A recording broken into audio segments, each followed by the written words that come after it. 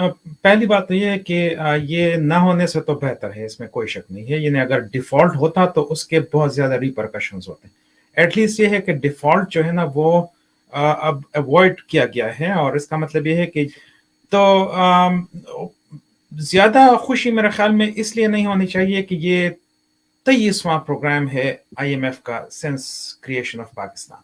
तो पिछले 75 साल में 23 मरतबा जो है पाकिस्तान IMF के पास जा चुका है। IMF से एग्रीमेंट स्टाफ लेवल का हो गया है, मिठाइयाँ बांटी जा रही हैं, खुशखबरियाँ सुनाई जा रही हैं। जब इमरान खान की सरकार ने 2021 में IMF से एग्रीमेंट किया था तो इसाक डार ने ट्वीट की थी कि what a shameful surrender of Imran Niazi. अब मुबारकबादें दे रहे हैं, अल्हम्दुलिल्लाह की ट्वीट कर रहे हैं। पाकिस्तान ने कभी फैसला किया ही नहीं, कभी ऐसा अपना विज़न ही नहीं रखा कि भारत के सामने उनको कुछ करना है। हमेशा से उनकी उम्मीद ही ये थी, मतलब उनको कभी भी अपना ये नहीं था कि हमको अपने यहाँ पे कोई हम टेक्सटाइल इंडस्ट्री लेके आए, अपने IT इंडस्ट्री लेकर के आए, अपने हम टूरिज़्म को बहुत ज़्यादा बढ़ा ले, अपने हम कुछ भी ऐसा करें जिसकी वजह से दुनिया जाने। और ये बल्कि कहीं ना कहीं ये चीज़ सिर्फ पाकिस्तान की नहीं, पूरे इस्लामिक वर्ल्ड का यही प्रॉब्लम रहा है कि अभी भी जो अमीर देश है उनमें से आप तेल निकाल दो तो उनका कोई भी इतिहास नहीं बचता, और जिनके पास में तेल नहीं है उसमें से कितने अमीर हैं, कितने की क्या हालत है आप सब आज देख ही रहे हैं। तुर्की की क्या हालत होती चली जा रही है, मलेशिया की हालत होती चली जा रही है, बाकी जो गरीब हैं उनका तो लेबनान से लेकर इराक से लेकर बाकी सबका तो बताने की ज़रूरत नहीं कि उनकी स्थिति क्या है। तो इनकी उम्मीद थी या तो तालिबानी इनको जो है वो कश्मीर फतेह करके दिला देंगे, सेंट्रल एशिया दिला देंगे, और करते करते पाकिस्तान का जो एरिया है वो 4 गुना हो जाएगा, या फिर अमेरिका चाइना इतना ज़्यादा कर्जा देते जाएंगे, इतना ज़्यादा कर्जा देते जाएंगे कि उससे गाड़ी चलती रहेगी। दोनों ही चीज़ें फेल हो गई, तभी आज ये कौम जो है कटोरा लिए घूम रही, लेकिन कटोरे में एक भी पैसा डालने वाला कोई मिल नहीं रहा है, जो कि तकरीबन ऑन एवरेज एवरी 3 years है।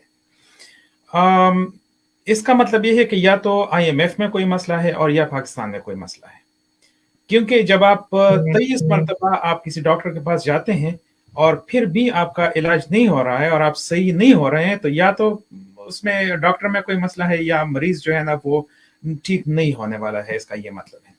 तो दोनों, मेरे ख्याल में दोनों जो फरीक हैं उनको सोचना चाहिए कि किस तरह से ये जो सिचुएशन है इसको। पाकिस्तान के शहबाज शरीफ ने एक मीटिंग हेड की थी जिसमें टेबल के इस तरफ सिविलियन बैठे थे और इस तरफ फौजी बैठे थे।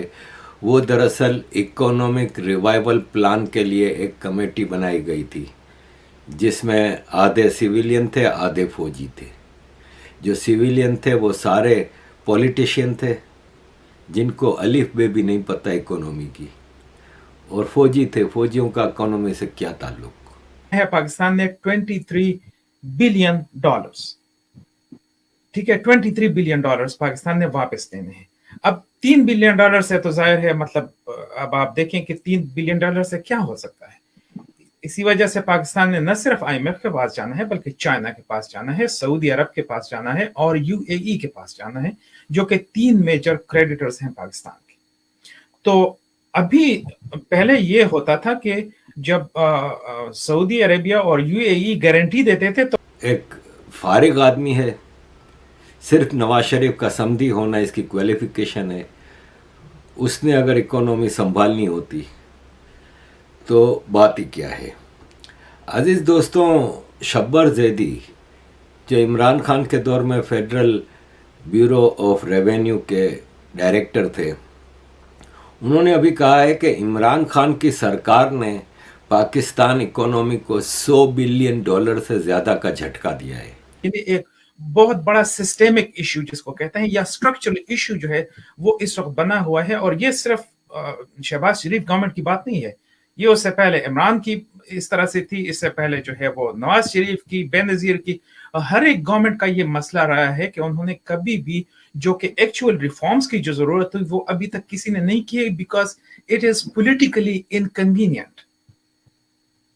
अब भी अगर आप देखें, IMF के एम्प्लॉई अब्दुल हफीज शेख को लाना पड़ा, और फिर IMF के तरले मिन्नतें करके तो IMF के एम्प्लॉई को स्टेट बैंक का डायरेक्टर बनाया, IMF के एम्प्लॉई को फाइनेंस मिनिस्टर बनाया, और इस तरह करके जैसे तैसे बैसाखियों पे इकोनॉमी को लेके चला।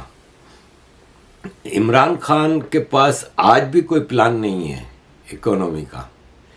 इससे आप सिर्फ ईया का नाबुदो वरना ईया का नस्ताइन से भाषण सुन लें आप। यानी ये जो है ये अनसस्टेनेबल है। तो इस पे जो है वो कोई भी सही जो रिफॉर्म्स हैं वो करने के लिए तैयार नहीं है।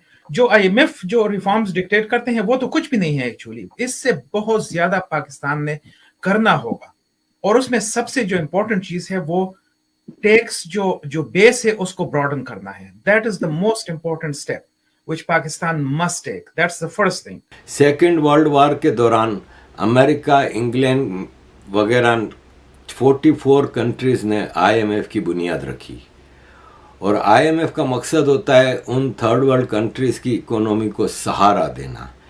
लेकिन इसका ये पॉइंट ऑन पेपर है, असल ये एक हथियार है जो अमेरिका मुख्तलिफ मुल्कों को मजबूर करता है अपने एजेंडे को पूरा करने के लिए।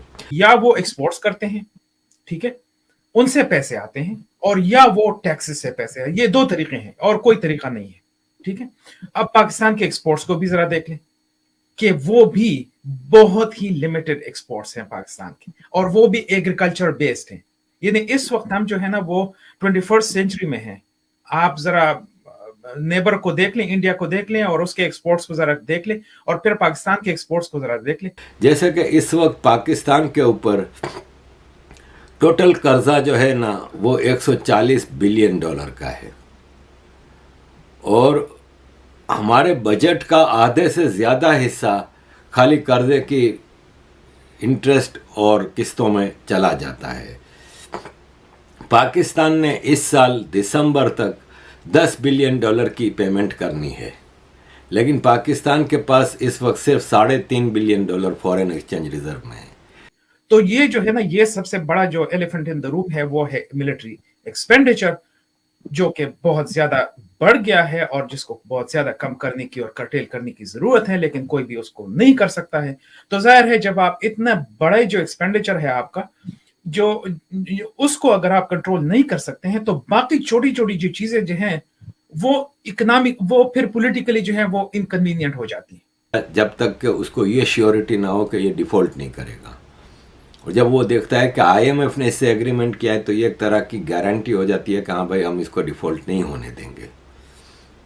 अगर पाकिस्तान डिफॉल्ट कर जाए तो पाकिस्तान को ये सिचुएशन होगी कि पाकिस्तान की ट्रेड, लेन देन सब बंद हो जाएगा, एक्सपोर्ट इंपोर्ट सब बंद हो जाएगी, शदीद तरीन महंगाई आएगी, इन्फ्लेशन कंट्रोल से बाहर होगा। इतनी ज़्यादा बर्बादी हमने देखी पाकिस्तान की होती हुई, उस सब के बाद भी एक तो हमने देखा 20 साल पहले 30 साल पहले तक भी कोई ऐसा विज़न नहीं था पाकिस्तान के लिए कि कहाँ से पाकिस्तान जो है वो तरक्की करेगा और कहाँ से पाकिस्तान जो है वो अपने लिए फंड्स लेकर के आएगा। बस सिर्फ और सिर्फ एक ही उम्मीद थी, तालिबान जो है वो इतना ज़्यादा सक्षम हो जाएगा कि हम लोग आतंकवादी एक्सपोर्ट करेंगे। और जो एक पहले ये इनकी उम्मीद थी कि दूसरा कोई मुग़ल साम्राज्य टाइप की कोई चीज़ बना लेंगे जिसमें जगह जगह पर हमला करेंगे, गांव लूटना, शहर लूटना, नगर लूटना, जगह जगह पर कब्जा करते रहेंगे तालिबानियों की मदद से।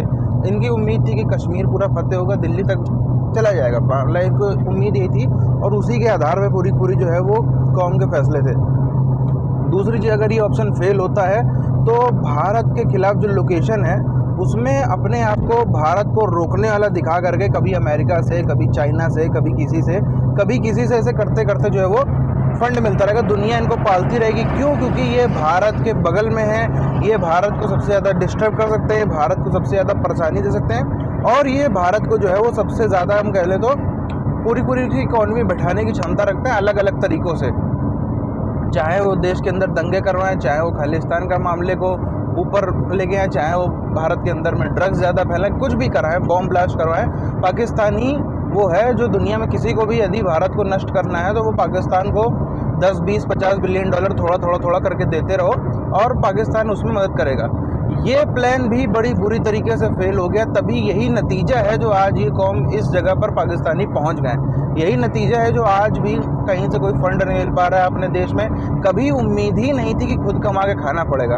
कभी पाकिस्तानियों ने उम्मीद ही नहीं की थी या तो तालिबान के भरोसे या अमेरिका चाइना के भरोसे ऐसे ही गाड़ी जो है वो चल जाएगी, लेकिन ऐसा हो ना सका। तालिबानी भी हाथ से निकल गए और अमेरिका चाइना का देख ही रहे कैसे चाइना का भी क्या हाल है, और अमेरिका तो पूरा ही एग्जिट हो गया पाकिस्तान से। ये सब चीज़ों के बाद भी आज भी जो फौज में बैठे हुए उच्च अधिकारी हैं, जो आर्मी चीफ है, उसका ध्यान इसी पे है कि अभी भी इमरान खान को ऐसा हिल्ले लगाओ। इमरान खान को किनारे कर दोगे तो यही जो अभी व्यापार चल रहा है ये लंबे समय तक आगे भी इसी चलता रहेगा।